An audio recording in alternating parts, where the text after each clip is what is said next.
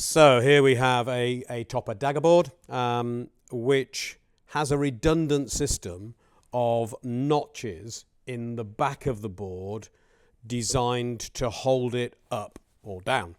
So nowadays we use Pro Grip, and we use a long piece of elastic from the front of the board to the bow, and that is the way that we now hold the board up. Far better. So these are redundant.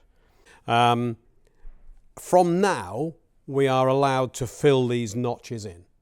And in fact, you can see that we've filled that one in earlier. So how do we do it? Well, you will need 2 bits of tape, and I've stuck some kind of PVC, clear PVC on it there. I hope you can see that. You'll see why in a moment. I've got a rough round file. I've got a rough flat file. I've got some cleaner to degrease the surface, and a blade. And also, most significantly, of course, I've got some filler. Now this particular filler has some fibres of glass in it to make it a little tougher, but you could use most fillers, I think, but this will be the strongest one. So there we go, and the hardener which goes with it. And there's also, in the same packet, there's a spatula. The board needs to be warm. I left this overnight inside the house so that it warmed up. It needs to be dry. It needs to be degreased so there's no surface on it, and it needs to be rough. So I've done all the degreasing. It's warm enough, and this is where I use the round file just to roughen the surface up. And if you can see, I've done that already, prepped it already. So we've got a mechanical join there. And what I'm going to do is stick some tape on with the clear PVC over the surface that I'm trying to fill. And I can peel that back, put the filler on, and put it back down again. So it holds it in place. And I'll turn this over and do the same on the other side, ready to put the filler on. Make sure that it covers the notch we're trying to remove and stands a little bit proud of the surface. So we'll peel that back. We'll mix the filler.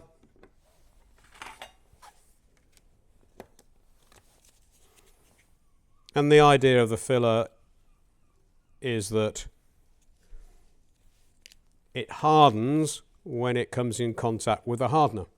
The idea is that something about the size of a table tennis ball and a pea, so table tennis ball of filler and a pea of the hardener, and it will go off. And this filler goes off in 10 minutes, so I need to work fairly quickly. You don't need as much as that, not for one of these notches, so I'll put on as a kind of small amount as I can. That's probably a little bit too much, so I'll just put that to one side. And then we need to mix it together so that all the yellow disappears.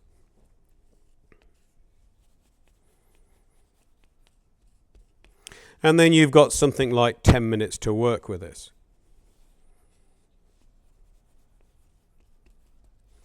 So, move this to one side.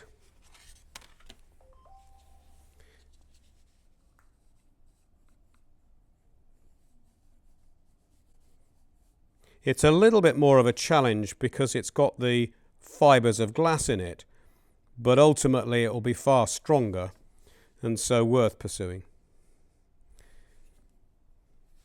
So I can now push that down, not too flat, we want it to be raised above the surface a little bit. Turn this round and over. So we do the same on the other side. And it won't do any harm if you've got too much filler, because we're going to remove it later, any excess later. So I can push that down.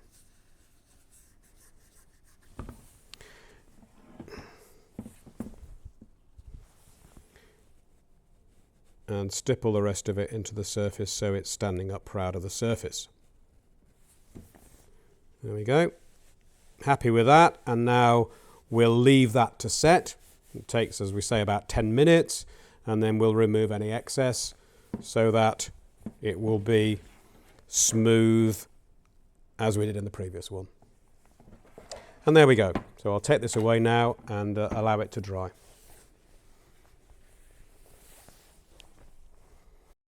Okay, so we've taken the tape off, and obviously there's a little bit of the filler that's raised, so we now need to remove that and smooth it down.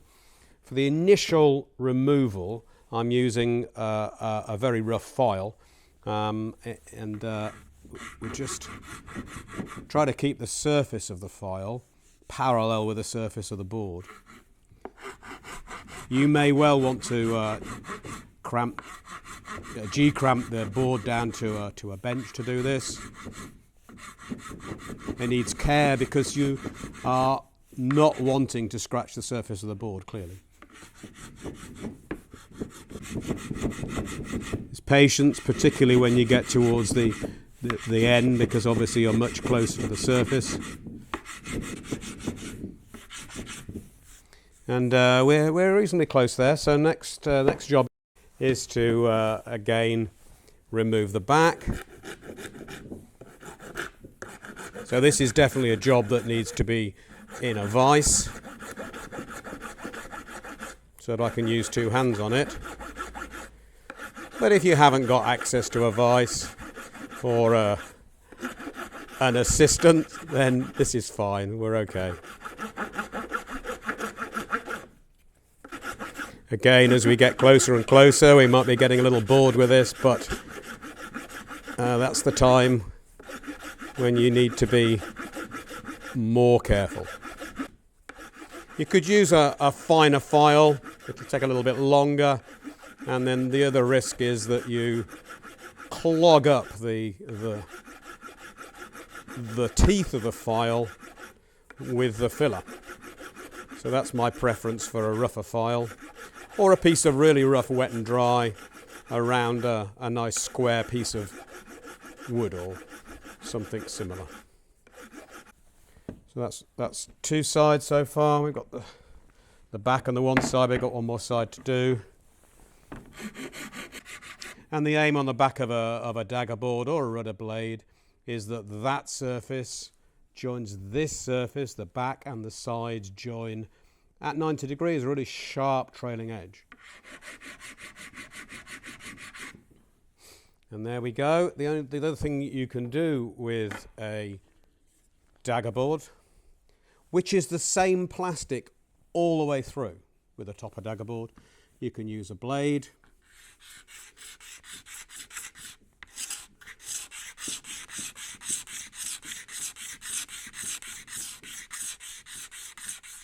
In an action just as a scraper, very gently, almost caressing the surface. And there we have a very smooth surface. There's a little void in here. We'd fill that with a car body filler, or even a little bit of your original filler if you would want to do that. It's a bit more challenging, I think, with the fibres of glass in it. So there we go, just gently caressing the surface. And there we are.